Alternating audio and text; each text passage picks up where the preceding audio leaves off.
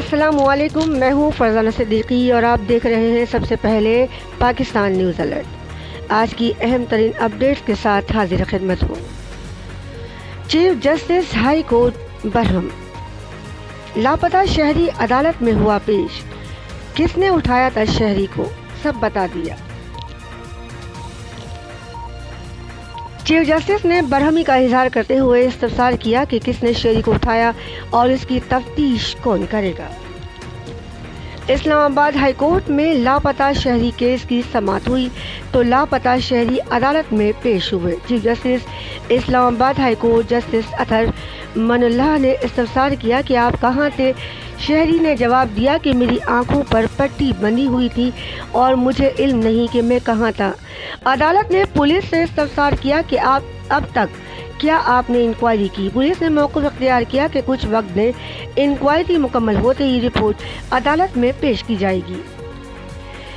Chief justice نے remarks دیے کہ ریاست کی کچھ ذمہ داریاں ہیں، عدالت انہیں کیسے ہدایت دے، پہلے کیسز کا کیا بنا۔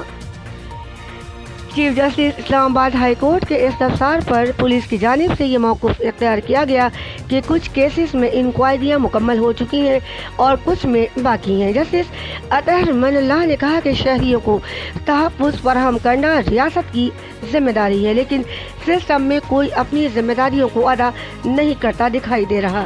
ایک نظام ہے جس کے تحت ہر ایک کی ذمہ داری ہوتی ہے اور اس عدالت کو یہ ڈائریکشن دینے کی ضرورت ہی نہیں ہونی چاہیے۔ ایڈوکیٹ جنرل اسلام آباد نے کہا کہ وزیر اعظم اس عدالت میں پیش ہوئے تھے، کام ہو رہا ہے۔ چیف جسٹس نے استفسار کیا کہ کیا ہو رہا ہے کام اور کس نے اٹھایا شہری کو، اس بات کی تفتیش کون کرے گا۔ ایڈوکیٹ جنرل نے کہا کہ شہری بتائے کہ جب اسے اٹھایا گیا تو کیا اس نے کسی کو پہچانا، نظام میں خرابیاں موجود ہیں۔ چیف جسٹس ہائی کورٹ نے کہا کہ یہ کام ریاست کا ہے کہ وہ اپنے شہریوں کو تحفظ دے، لیکن لگتا ہے کوئی اپنا کام نیک نیتی سے کرنے کے لیے تیار نہیں۔ 23 اگست کو FIR کے اندراج کے لیے درخواست دی گئی جو کہ درج ہی نہیں ہوئی۔ یہ آپ کے لیے ایک ٹیسٹ کیس ہے، پہلے جو کیسز تھے وہ تو پتہ نہیں کہاں گئے۔ انہوں نے کہا کہ اس عدالت نے آپ کو کسی شخص کے خلاف کارروائی سے روکا ہے، جو بھی کارروائی کرنی ہے قانون کے دائرے میں رہ کر کریں۔ عدالت نے IG اسلام آباد کو کیس کی انکوائری اپنی نگرانی میں کروانے کی ہدایت بھی کی۔ ایڈیشنل اٹارنی جنرل نے موقف اختیار کیا کہ انویسٹیگیشن مکمل ہونے کے بعد ہی ذمہ داران کا تعین ہو سکے گا۔ چیف جسٹس نے یہ بھی استفسار کیا کہ پہلے جو انویسٹیگیشنز ہو رہی تھیں ان کا کیا بنا۔ ایڈیشنل اٹارنی جنرل نے کہا کہ درخواست گزار کے تحفظات دور ہو چکے ہیں، اس لیے درخواست نمٹا دی جائے۔ چیف جسٹس نے مزید استفسار کیا کہ پھر کیا اس بات کو جانے دیا جائے یا اس کی تفتیش کیسے کی جائے گی۔ ایڈیشنل اٹارنی جنرل نے کہا کہ FIR درج ہو چکی ہے، اسے منطقی انجام تک بھی پہنچنا ہوگا۔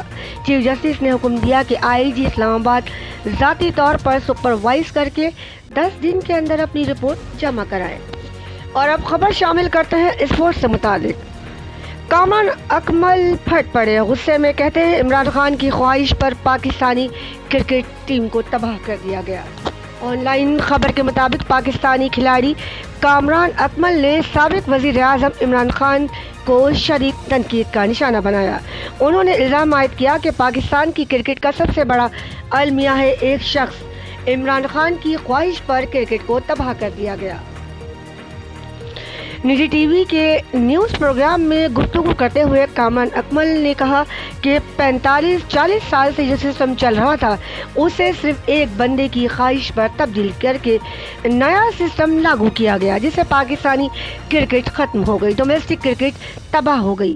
نئے نظام سے نئے کھلاڑی نہیں آ رہے ہیں۔ ان سے کوئی پوچھ سکتا ہے وہ 92 میں کرکٹ چھوڑنے کے بعد کون سے گراؤنڈ میں آئے ہیں، وہ ہمارے آئیڈیل ہیں، گریٹ کپتان ہے، لیکن انہوں نے ڈومیسٹک میں مار کھائی ہے۔ پلیئرز بنے ہیں لیکن जिन डिपार्टमेंट ने क्रिकेट इजाद की और प्लेयर्स दिए हैं। कामरान अकमल का कहना था कि इस सिस्टम से आप 2 से 3 प्लेयर भी नहीं निकाल सकते जो पाकिस्तान के लिए खेलें और परफॉर्म कर सकें। इस सिस्टम को चलाने वाले नदीम खान हैं कहाँ? उनकी तरक्की होती जा रही है जबकि वो फ़ोन तक रिसीव नहीं करते। रमीज़ भाई खुद क्रिकेटर हैं, उनको नहीं पता चल रहा। मुझे सुनने में आया कि वो सिलेक्शन कमेटी में मुदाखलत ही नहीं करते। भाई आप चेयरमैन हैं, आपका काम है मुदाखलत करना, एहतसाब करना। ये थे ख्यालात कामरान अकमल के। अब खबरों में आगे बढ़ते हैं और अब बात करते हैं बिजनेस से मुतालिक। सस्ती बिजली की फराहमी के लिए आज से अमली इक़दामात का आगाज़। वफाकी वज़ीर तवानाई खुर्रम दस्तगीर ने कहा है कि आज से बिजली की फराहमी के लिए अमली इक़दामात का आगाज़ कर दिया गया है। बुध को इस्लामाबाद में न्यूज़ कॉन्फ्रेंस करते हुए खुर्रम दस्तगीर ने बताया कि बिजली बनाने के लिए दरामदशुदा ईंधन महंगा पड़ता है, इसलिए फैसला किया गया है कि अब दरामदी फ्यूल पर कारखाने नहीं लगाए जाएंगे। जितना हम मकामी वसाइल का इस्तेमाल करेंगे उतना ही हमें बिजली की पैदावार सस्ती होगी। शमसी तवानाई के हवाले से खुर्रम दस्तगीर ने बताया कि हुकूमत उसके आलात की तनसीब के लिए तेज़ तरीन इक़दामात करने जा रही है। उनके मुताबिक शाहिद खाकान अब्बासी आज 2 बजे इस हवाले से अहम मालूमात फराहम करेंगे। उन्होंने ज़ोर देते हुए कहा कि इस वक्त पूरी दुनिया में सोलर सिस्टम तनसीब किए जा रहे हैं। उनका कहना था कि सोलर सिस्टम के लिए बैरूनी सरमायाकारों को भी दावत दी जाएगी।